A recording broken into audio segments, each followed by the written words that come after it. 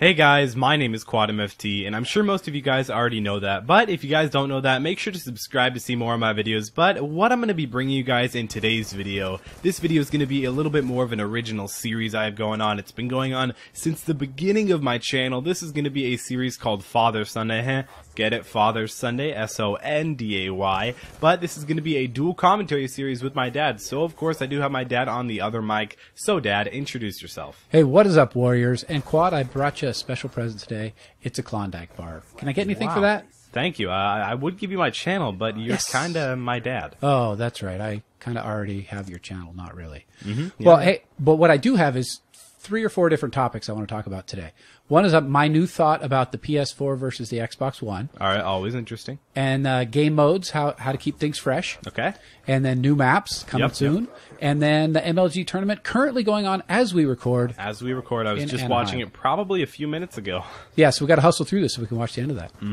All right, so my thought that I had about the PS4 versus the Xbox One, there's a lot of guys who are loyal to their console, and I don't understand that. If you're going to buy a new console, why stay loyal? Because I think the big mistake that Sony and Microsoft are making is that their games won't be backwards compatible. So if they were backwards compatible, you'd want to stay with the same console no matter what. That is true, but I mean, when you think you kind of... Okay, so Call of Duty Ghosts is going to be on the Xbox 360 and the Xbox One and PS3 and PS4, but think about it like this. You buy it for the Xbox One, or you buy it for the Xbox 360, and you play it for a month, and then the Xbox One comes out, so you go and buy the Xbox One, and then you have to re-buy it without even having to buy it, or without even being able to port it from the Xbox 360 to the Xbox One. You have to re-buy it. So that's kind of getting Infinity Ward and Activision, that's getting them profits, making their partners happy, making Xbox and Microsoft happy. So I kind of think, I mean, it's kind of like, if it goes one way, it's kind of, I don't know how to really explain it, but it's whether people, if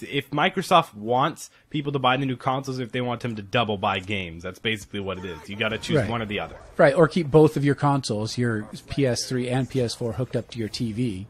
You know, which people say, oh, well, you already have the consoles, does it matter? I'm like, you know what? I don't want to change the inputs. I'm just kind of lazy like that. Yeah, so, we all are. Yeah. All right. So, see, just for that little bit, they could keep me with the same console.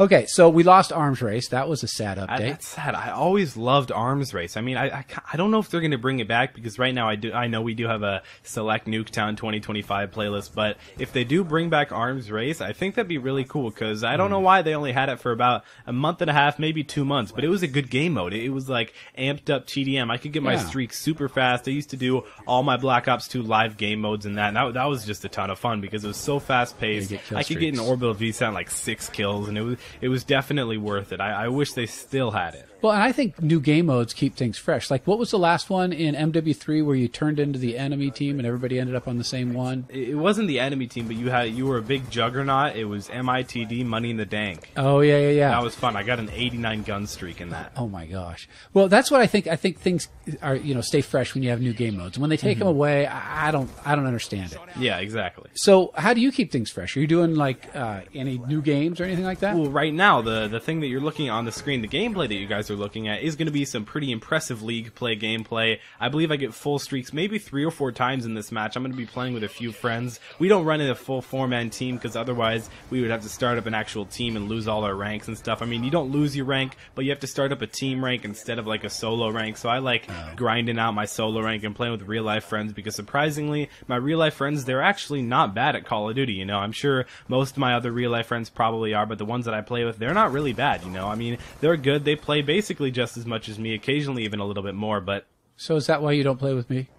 Because I'm bad. Yeah, but I do like league play. Trust me, guys. I like capture the flag a lot. As you can see, I'm just staying over. We have a bunch of callouts. I'm staying by boxes in bottom market, and it's so much fun to be able to, I don't know, just have a competitive scheme to things. Because normally I'm not trying to be cocky or brag or anything like that, but I do basically dominate in most public lobbies. Yeah, I mean, when it's when it's team deathmatch or domination, I basically top most lobbies. I mean, occasionally I'll run into a different YouTuber, and they'll be beat me, and sometimes I'll beat them, and different things like that. But it's just a ton of fun. I just love League play. Do you think the added intensity makes you like the game more? The fact that it matters towards your stats and towards your League play goals? Oh, definitely. It's so cool to think like, oh, I barely got that win, or we just lost by 1 death in Search and Destroy or something like that. All right, there was 2 seconds left on the bomb plant, and that's all I had to defuse, and then the bomb went off. And it's like, oh, you were so close, man. You were so close. It's not like when you lose in a public game, it's like, oh, whatever, I lost in a public game. Who actually cares? I can just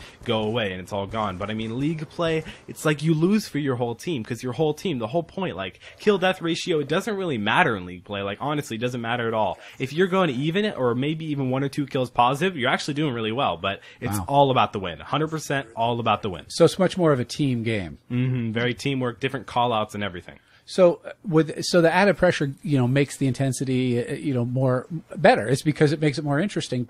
How would you feel if you were on the MLG stage, like those guys who are in Anaheim right now? I probably feel a little bit stressed. I mean, maybe, I feel like I do pretty well in like stressful situations. I don't do like crazy well, but I don't do like crazy bad either. It's like public speaking, you do okay, and that's stressful. Yeah, I mean, exactly. Public speaking's always been somewhat of a strong point. Yeah, exactly. But it's like, I don't know. I don't really understand it. Like, I feel like I would get so stressed in Call of Duty because people are like, what are you good at? And I'm like, I play football. I'm pretty good at public speaking. I have YouTube. But people are like, I kind of pride myself in being pretty good at Black Ops 2. I'm pretty good at Call of Duty. I know it's kind of a dumb thing to pride yourself in because I'm not like amazing. I'm not like Optic Nade Shot or anything like that. But really, it's just like, I don't know. When I say I'm good at something, I want to make sure I'm really, really good at it. So if I was up on the stage and it was like last round in Search and Destroy, it was 3-3.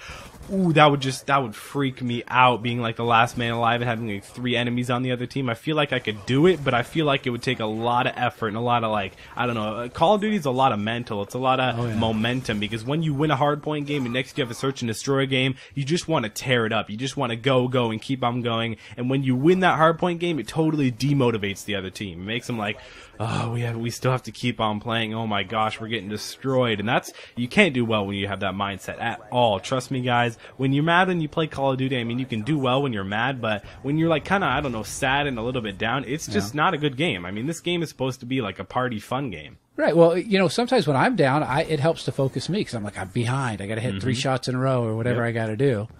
So I think it adds to the motivation. It adds to the intensity. Big time. Yeah, which actually makes to your peak performance. I mean, exactly. You got to take that game-winning or losing shot in basketball a few times before you're going to hit it. I mean, Michael Jordan missed more final shots than he hit. But what do we see? I didn't know that. What do we see? We see are the ones he hits for the win. That explains why I didn't know that. Yep, exactly. Well, nobody replays Jordan missed. Yeah, exactly. So it sounds like there's some new maps coming out again for the Xbox. But don't worry, guys. I will be up right at the time it comes out. The minute that it comes out, I will have videos on it for you guys. Don't worry. I'm always one of the first people to get it out. I like to try and get it out really fast. This map pack is going to be called Vengeance. So Vengeance is going to be really cool. I'm not sure if I'll really cover the zombies. Maybe I'll cover some zombies if I really feel like it. But I will be giving you guys, within at least the first 10 minutes, at least one video on the new tips and tricks on the new maps and everything like that. Because I'm always one, like I said a little bit earlier, I'm always one of the first people always competing with Allier and T Martin. But I try and do my best on those, so I try and give you guys the best little hidden spots and tips and tricks on them. How many maps are coming out? Of course, there's going to be 4 maps, I believe, and then 1 zombies map. And there was 1 zombies gun accidentally leaked in a new patch. It was really cool. It was a ray gun. It's like a ray gun, too. I believe it was called the Ray Gun Mark II. But that will be in the Vengeance map pack also. And if you level it up, can you bring it into multiplayer? I wish we would. Oh my gosh, that'd be OP, especially in like in like League play. If you could have like a ray gun, if you were like, I don't know, if you played like 3,000 hours or something like that, you just get a ray gun. It would be like a hack, and everybody would just get mad. Exactly. I would not play against. I would probably just turn off my Xbox or PS3 the instant that I saw someone else with a ray gun. Right. Yeah. It's like if it was OP, then forget it. I mean, exactly. And that's one thing. Like as I've seen you go back and play MW2 and other games. MW2 looks like it's hacked. I saw Moon Bounce one time. That's amazing. It's only hacked on PS3, to be honest. Like what I played of it recently is definitely more on Xbox, the Xbox side, but it is hacked. It's just terrible on PS3, to be honest. Well, maybe that's why I don't play on it. I mean, I like going back to the old games, MW2 and Black Ops. Yeah, and, that's fun. Yeah. Matter of fact, your brother just got his first nuke, if you count. Yeah, exactly. My little brother just got his first nuke. He'd been going for a long time for his nuke, and he finally got it. Do you think that's because all the good players already left MW2? But don't tell him. No, I still think there are a lot of good players on MW2. But I hope you guys enjoyed this video. Make sure to click like down below if you did enjoy. Add this video to your favorites. That really helps me out. Subscribe if you haven't already. It's been Quantum FT, your favorite commentator, and I'll see you next time. See if I don't die. Caught up in this dream world, getting used to life. Hanging with the wrong people can keep you from doing right. So I keep my circle tight, homie, you can never penetrate. If your mind state is just a hate, you should renovate. Do some mental feng shui, boy, I'm hella hungry. I never play it safe like a touch base. It's enough fuck face, open your damn eyes. Ignorance is bliss and they feeding you damn lies. I'm never giving bad vibes, homie, you just antis. Always do it big like Rosie O'Donnell pants size. That's a joke, man, I'm a comedian. Fuck swag, some cheap chucks is probably what you'll see me in. Shitty call something I can smoke a breezy in. Call up Caesar Milan, these bitches disobedient.